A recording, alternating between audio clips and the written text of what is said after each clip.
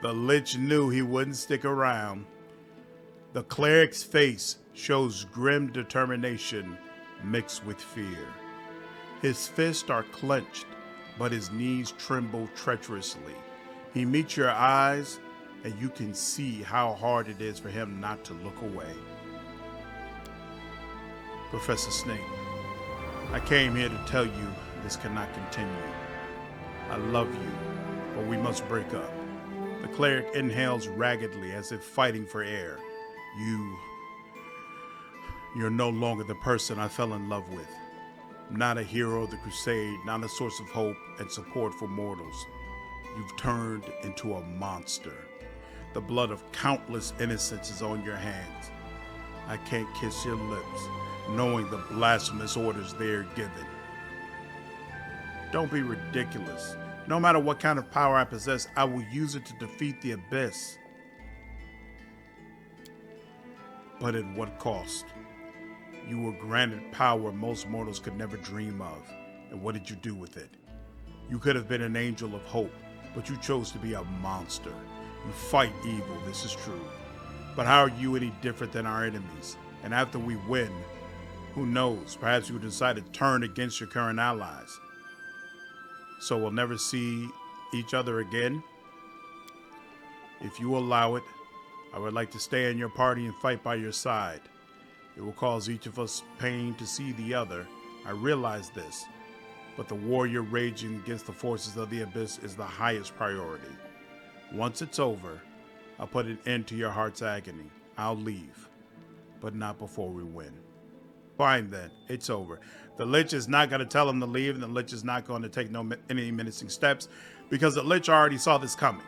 He knew that when he made this decision, some people just wouldn't understand, and that he'd have to stand up for people even if they didn't have that understanding. So, it's painful, but it's okay. Fine then. It's over. The cleric nods sorrowfully. Yes. Stare silently at Sosiel. Shivering under your gaze, the cleric hastily leaves your study without another word.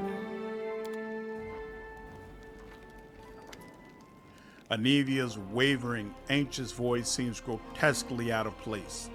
She speaks, shamelessly breaking the tranquility and remarkable hush that reigns in the city. Well, that's it, Commander. We're all dead, or we soon will be. This ain't our crusade anymore. It's just yours.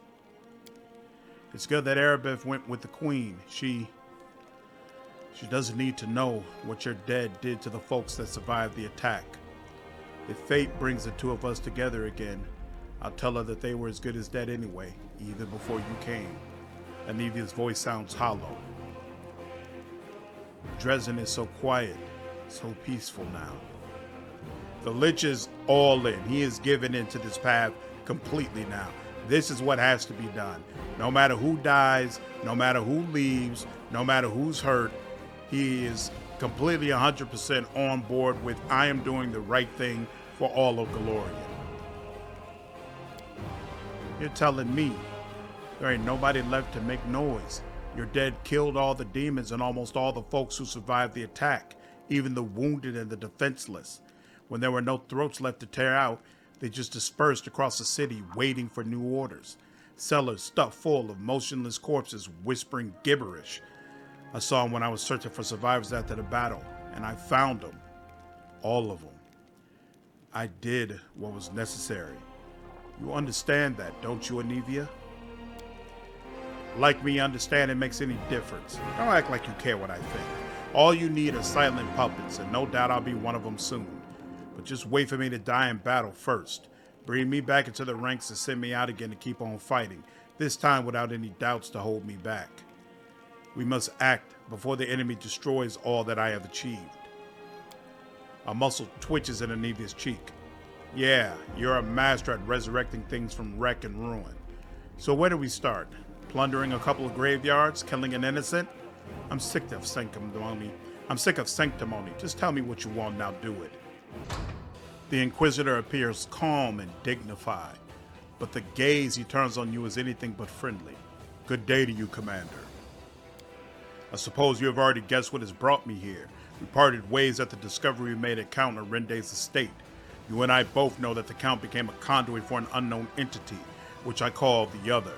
I retreated to Nerosian and then went beyond Mendez's borders, looking for mentions of such entities and ways to fight them. And now that my search has borne fruit, I'm ready to tell you about it. You are not very good at hiding your antipathy, Inquisitor. I'm trying to remain professional, the Inquisitor says with a slight shrug, but I'll be blunt. The commander I met after the battle for Kenabris and the commander I see now are two completely different people. If I didn't consider the Other a colossal threat, I doubt I would have come to you today. But I am an Inquisitor, not a Paladin. I can allow myself a short-term alliance with someone whom my faith deems unacceptable if countless lives will be saved from a greater danger.